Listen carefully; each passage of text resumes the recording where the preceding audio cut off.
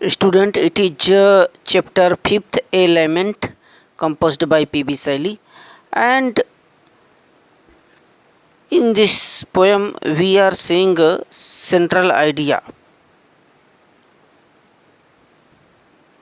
देखें, लेमेंट पोएम का central idea PB. शैली का ये रचना है। तो इसमें हम लोग इसके मुख्य सेंट्रल आइडिया को देखें, काफ़ी इम्पोर्टेंट है।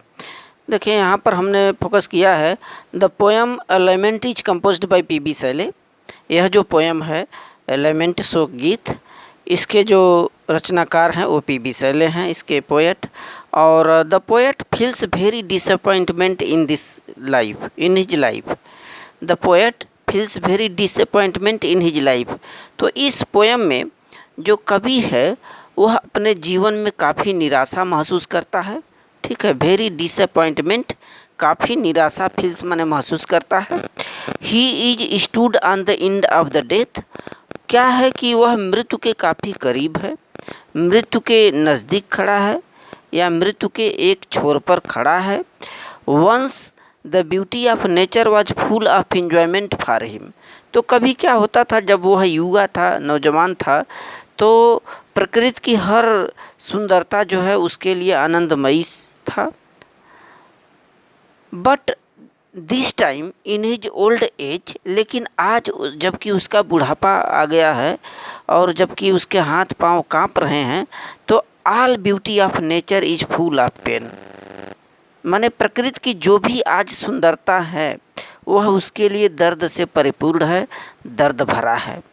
तो काफ़ी इम्पॉर्टेंट सेंट्रल आइडिया, और इसको नोट कर लें और अच्छे से कंप्लीट कर लें।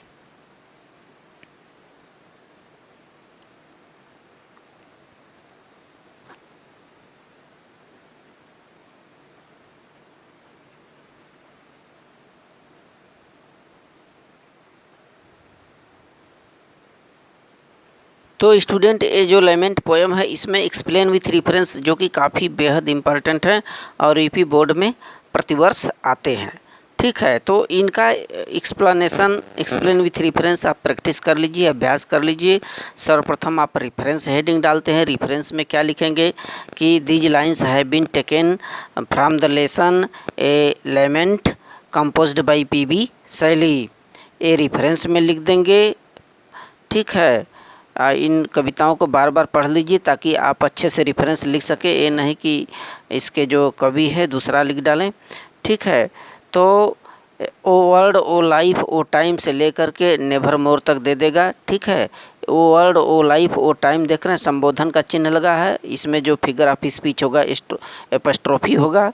और कॉन्टेक्स्ट में आप क्या इसमें इस पंक्ति में दर्शाएंगे कि इन दिस पोएम या in this lines the poet describe about his sadness.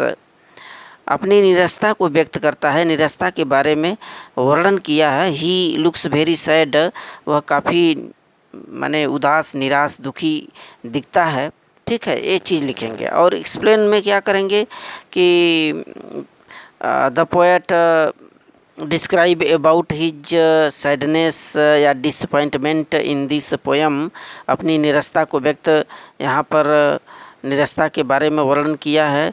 The world is looks very sad for him. ये जो संसार है उसके लिए दुखी नज़र आता है।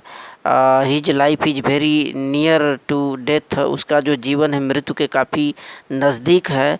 And his foot and hands also trembling. उसके हाथ पांव क्या कर रहे हैं, कांप रहे हैं।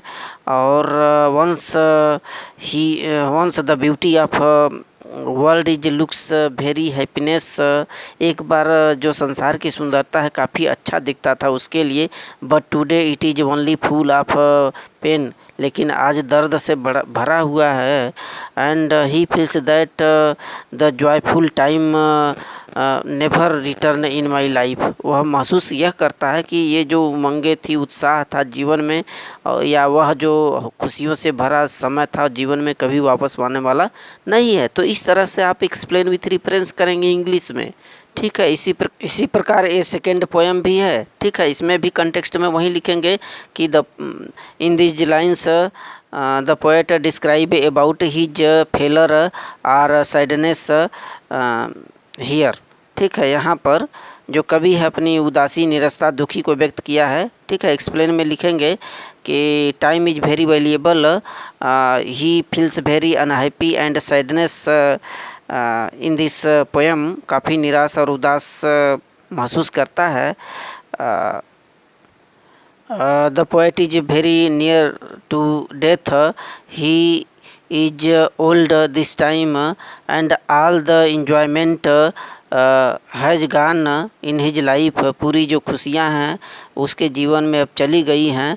The all beauty of nature as spring, summer, winter, only it is full of sad. जो भी सीजन है, ऋतुएँ हैं, ये दुखों से परिपूर्ण है। एंड ही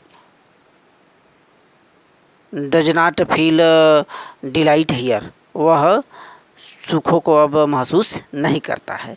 तो ये एक्सप्लेन में अपने से बना करके लिखेंगे इस कविता के भावार्थ के आधार पर, लाइन के आधार पर। ठीक है स्टूडेंट, तो इनका आप अगेन और अगेन प्रैक्टिस कर लीजिए, पढ़ लीजिए, ताकि आप अच्छे से समझ पाएँ, फोकस कर पाएँ कि हाँ ये इसी पोएम का है। So thank you student.